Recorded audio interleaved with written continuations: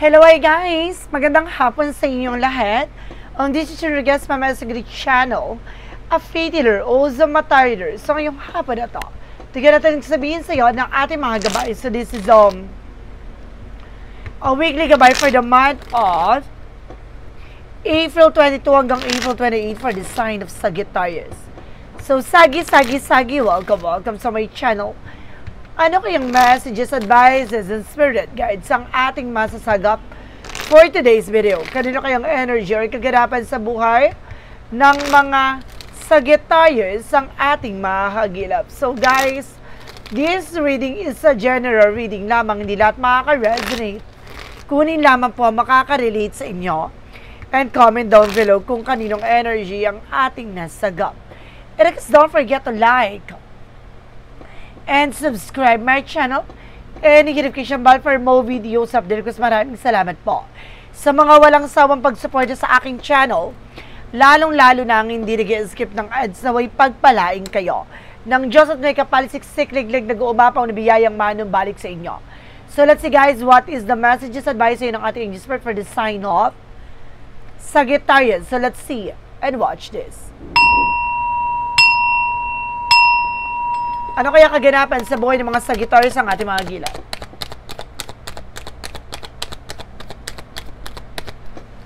Okay, there's an Ace of Wands for a new project, new plans. Dito mapapasok ang mga bagong proyekto, plano. No, maaaring magkakaroon dito ng mga bagong ideas. No, there's a lovers na maaaring may related dito about sa love life. Maaaring, kumbaga, nagkakaroon na kayo ng plano ng person mo na maaaring bumili ng bahay, lumipat ng bahay, bumili ng sasakyan, or either mag-out of town, no? Kumbaga, magkaroon ng time sa isa't isa. Ang dami niyang plano as of now. And there's a Six of Pentacles with a reference with a give and take. There's a give and receiving something by the universe. Magtutuloy-tuloy na rin daw about sa finances. So, let's see what is the additional messages. And there's a 12 with a partnership. Some of you guys na magkakaroon din ng partnership dito, na magkakaroon ka na pang matagalang sitwasyon. No? Magkakaroon ka na pang matagalang financial windfall. There's something that's kind of with a happiness. Magiging masaya at magiging maligaya ka this time. Wow! Na magdadala daw sa ito ng balance at kontroladong sitwasyon. And there's an Ace of Cups na nag-uumapaw ng pag-ibig at pagmamahal. Wow! So let's see what is the Ace of Wands. The Ace of Wands are represented with the King of Wands. Ambitions. Unti-unti mo na natutupad yung mga pangarap mo. Nakikita mo na 5 years, 10 years from now, ang laki-laki na ng pagbabago. Nang dati ay pangarap mo lang, ngayon abot kamay mo na. There is something desires into reality. What is the lovers? Represent with the Ten of Wands. Something burden, no? Marami kayong responsibilidad at obligasyon itong person na to. Maaaring may mga anak na kayo, maaaring may mga utang at binabayaran kayo. And this is something that really fortune. Don't you worry, no? Iikot na ang kapalaran at maaaring pumabor na sa'yo at magtutuloy-tuloy na at magiging balanse na ang iyong pagkakaperahan. So let's see what is the 12 Cups. Reverse with Two of Pentacles. So there's something balance. Maging balanse kapag dating sa partnership, no? Sa pakikipag-ugnayan, sa pakikipag-transaction, pakikipag-usap. So let's see what is the Ten of Cups. Represent what? There's a Justice card. Don't you worry, your justice will be served. Ano man yung mga bagay na ginawa mo, lahat ng mga bagay, sakripisyon, maaaring pinaghirapan mo, maaaring malalasap mo na. No? Ang tunay na sarap. And of course, there's an Eight of Pentacles. Just focus na sa trabaho, negosyo, hanap buhay mo. No? Mag-focus ka sa ginagawa mo. There is an Ace of Wands or the King of Wands. Let's see, what is the additional messages with the Ace of Wands or the King of Wands? Represent with the Four of Pentacles for saving money, protection at pangalagaan mo yung sarili mo. No? Even your finances. Know how to manage and control. Kung gusto mo mabago yung sitwasyon mo, gusto mo mabago ang landasin mo, baguhin mo na ang pananaw mo. No? At kumbaga, tignan mo na agad yung magiging posibilidad. And there's a Page of Pentacles for something investment. Some of you guys, no? Kumbaga matuto na kayo kung saan kayo mag-i-invest ng person mo. No? Ngayon pala mag-isip na kayo kung ano yung mga bagay na makakatulong for you. There's a Chariot with a movement and action. Magkakaroon na talaga ng changes, no? Pagdating sa relasyon nyo, pagdating sa inyong pagsasama, pagdating sa inyong finances. There's something turning back. Na talagang ibabalik sa inyo mga bagay na pinaghirapan nyo. Now, what is additional messages? And there's a Three of Swords, the reverse. Something, a recovery from the pain. Na makaka-recover ka na dito. Sa lahat ng mga kabiguan, sa mga taong nanloko sa'yo, niloko kayo, about dito, in-scam kayo, huwag kayong mag-alala. There's a Justice card. There's an Ace of Swords with a breakthrough. Magtatagumpay rin kayo. Na at least natuto na kayo, nalaman nyo na yung kahalagahan at mga bagay na dapat nyong iwasan. And there's another one for something perseverance. So, kailangan mo magtiyaga sa lahat ng ginagawa mo. No, hinay-hinay lang, maging mahinahon kayo sa bawat kilos at galaw. No, pagmasdan, unawain. No, what is additional messages for the outcome? There's an Eight of Wands for fast communication and fast movement. So, bibilis ang takbo dito. Magiging maganda na takbo ng kapalaran mo. No, there's something, guys, with a lot of trouble and there's a lot of communications, transactions. And there's a Seven of Wands that you're being protected. Protektado ka dito ng ating angel spirit guides. No, pinoprotection at pinapangalagaan kayo. There's something deep soul connection, guys. Na meron ako na-sense dito with the deep soul connections. And there's a Star card with a healing. Na magkakaroon kayo ng healing and recovery. Na magkakaroon kayo ng something, wish fulfillment. So may mga bagay na matutupad na. Yung mga hinihiling nyo, maaaring nasa palad at nasa kapalaran nyo na talagang itakda. Na maganap. And there's a full card, there's a leap of faith. Na dahil sa pananampalataya at tiwala mo, pagkakalob na yung mga bagay na what you deserve. No, dahil sa pagpupursigi, pagtsatsaga, ito na may nilaga. And this is something, the King of Pentacles, just being practical, no, and secure, no, sa lahat ng mga pangarap, kagustuhan, no, lahat ng mga bagay na gusto mong gawin, kailangan i-secure mo sa sarili mo. Don't share any information, any thoughts on everyone. No, dahil may maraming tao na iinggit behind your back, maraming mga taong sisirain ang inyong mga plano, they're ruining your plan and they're ruining your life. No, this is something, the King of Swords, stop the pattern, putulin mo na kagad. Itong tao na to, lason to sa eksena na to, putulin mo na. Itong tao na to, it's a very negative and very toxic. At putulin mo na. Alam mo yung mga bagay na makakasira sa plano mo at pangarap mo at sa inyong pagsasama ay kailangan mo na wakasan at putulin. Okay. So, let's see what is the initial messages tayo for dating sa finances and career. So, let's see and watch this.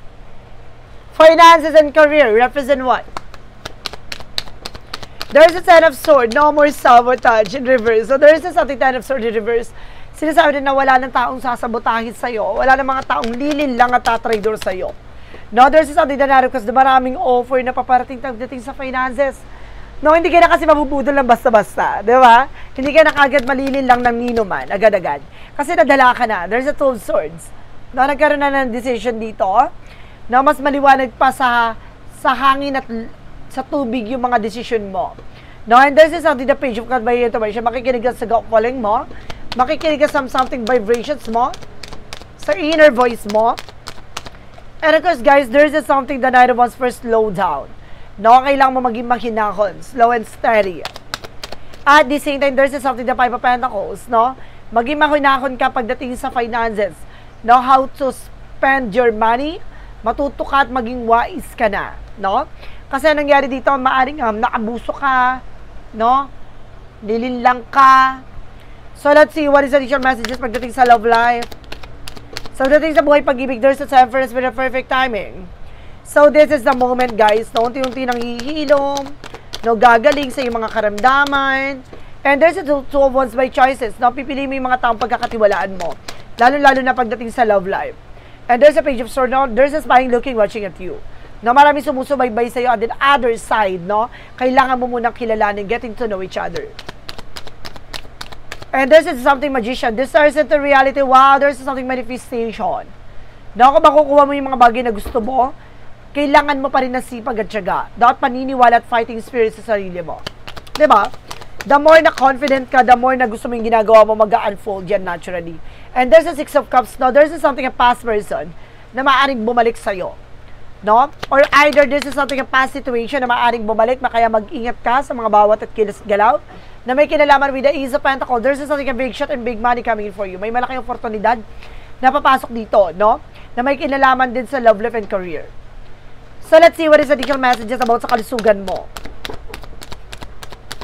Let's proceed para sa kalusugan. Alamin natin yan.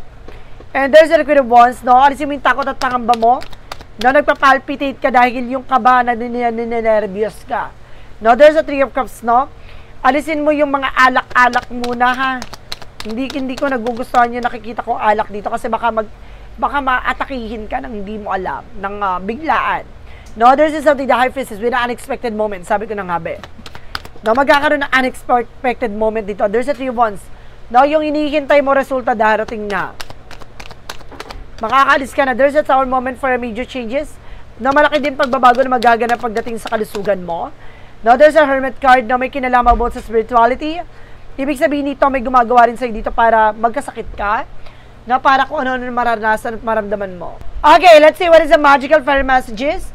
Represent what? So let's see and watch this. So let's see. Alamin na natin na nakaganapan sa'yo with the magical fairy messages. Represent what?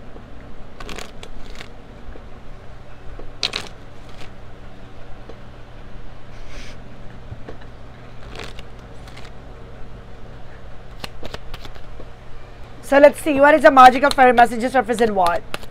There is something patient, please. So kailangan mong habaan ng pasensya mo. 'Di ba? Maging kalmado. Huwag kang magiging aggressive, guys. So, huwag kang magmamadali. No, huwag kang urat. Kasi pag ikaw ay nagmamadali, magkakamali ka. And there's something your desire is when it reaches. Diba? Papabor din sa'yo. Maghintay ka ng tamang pagkakataon. The more na greedy ka at gusto mo makuha, hindi mo makukuha. Tandaan mo yan. No, and this is something, guys, with a holiday. Ngayong holiday season, maaaring masagot na lahat ng katanungan mo. No, maaaring ngayong vacation, magkakaroon ka ng something unwind. No, maliliwanagan ka at may mga bagay na magbubukas dyan. There's something, a gateway for success. So, let's see for Yin and Yang Oracle card. Represent what?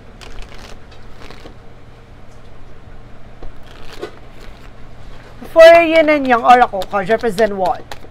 And there's something contract, career. Samahan din some of you guys na meron ditong career and contract. And this is something thoughts without something isolation, no? Parang piling mo nakakulong ka sa situation na parang ang gulo-gulo ng isip mo sa ngayon. No? Parang feeling mo, ang dami tumatakbo sa utak mo. And this is something reunion. Sabi ko na nga ba, may there's something a person coming back. Or there's something reunite with your family. No, there's a homecoming family gathering. And because there's something stability and flow, dadaloy na at magdadala sa'yo ng stabilidad. No? At tuloy-tuloy na magagandang takbo ng eksena. What is our synchronicities represent what?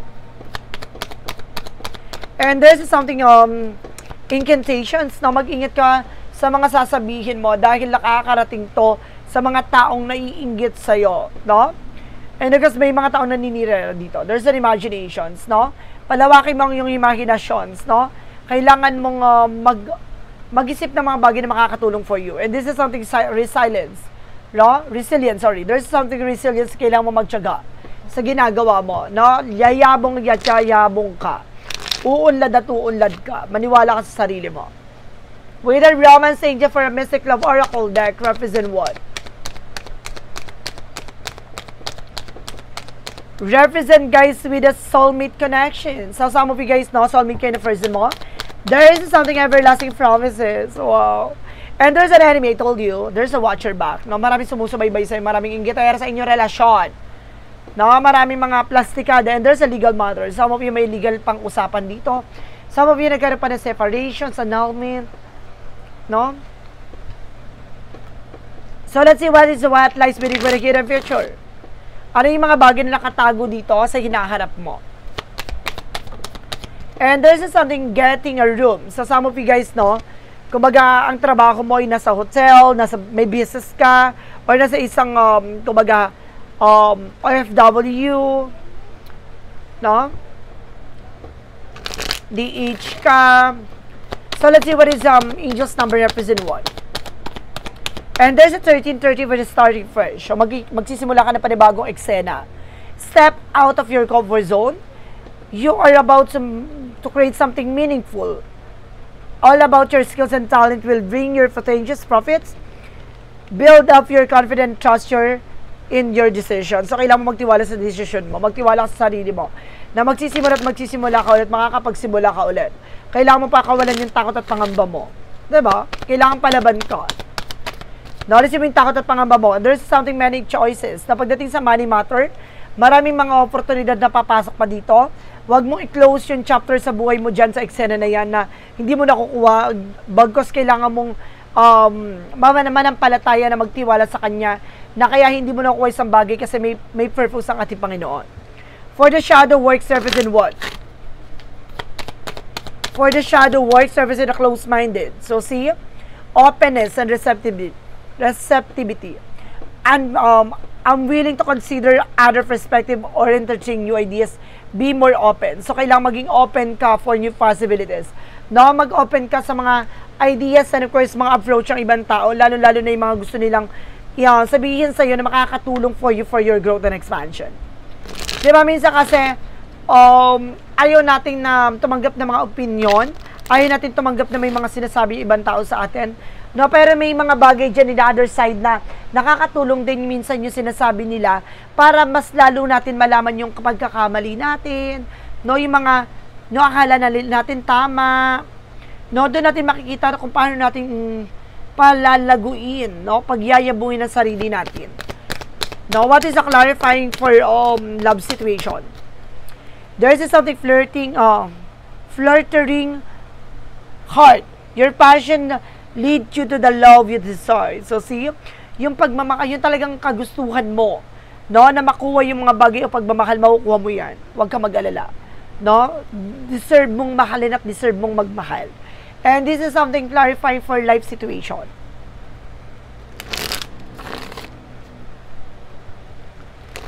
For clarifying for life situation, let's see.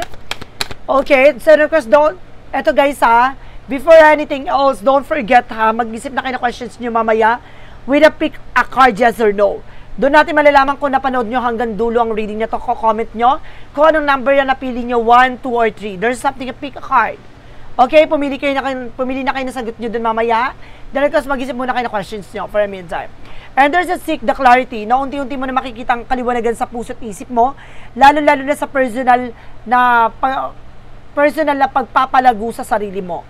No? Embrace honesty and face the consequences and sharpen your focus for personal growth. So see, dapat makita mo na lahat ng mga bagay na bibigay sa'yo ng kaliwanagan sa paligid mo ay maaaring kumbaga hakbangin lang to para malaman mo may mga bagay tayong ginagawa na hindi na pala tama at pagkakamali na atin nagagawa. No, kaya kailangan natin liwanagan na ano man yung mga bagay na gagawin natin ay maaaring may consequences.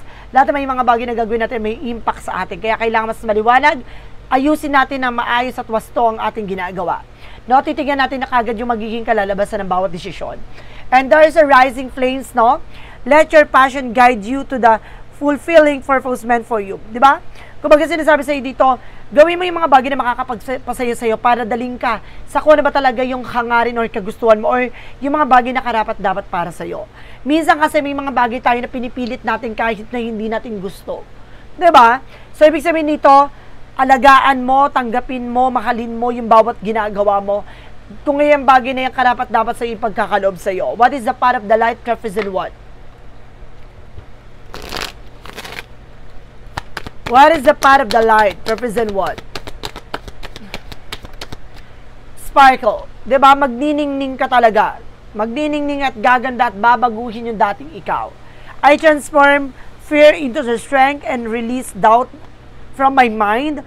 With my faith in Godness and the universe, I embrace and love myself as soul.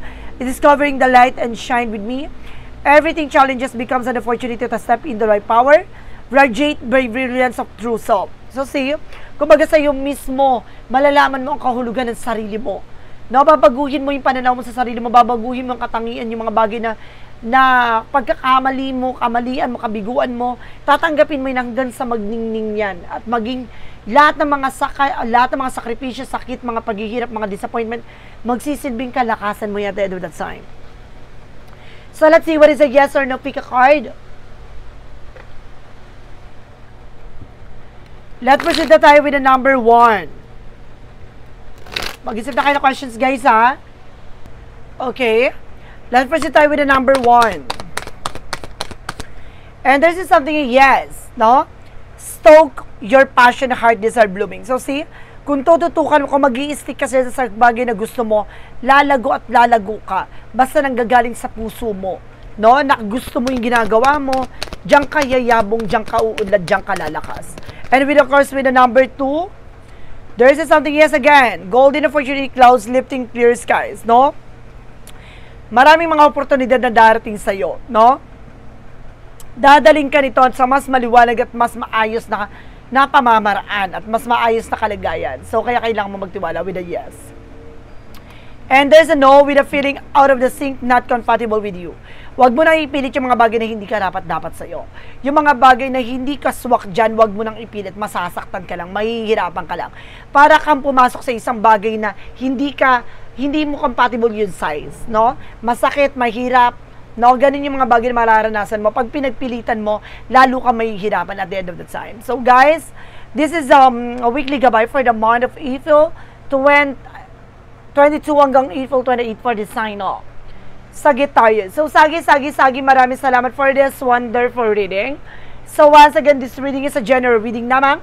Hindi lahat makaka-resonate. Kunin lamang po ang makaka-relate sa inyo.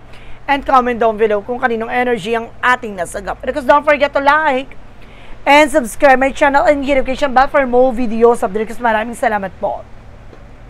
Sa mga walang sawang pag-support sa aking channel, lalo-lalo na ang hindi nag-skip ng ads, saway pagpalain kayo ng Diyos at may kapalisiksik liglig na guumapaw na biyayang manang balik sa inyo. At maraming salamat and see you the next video. Bye-bye and babush!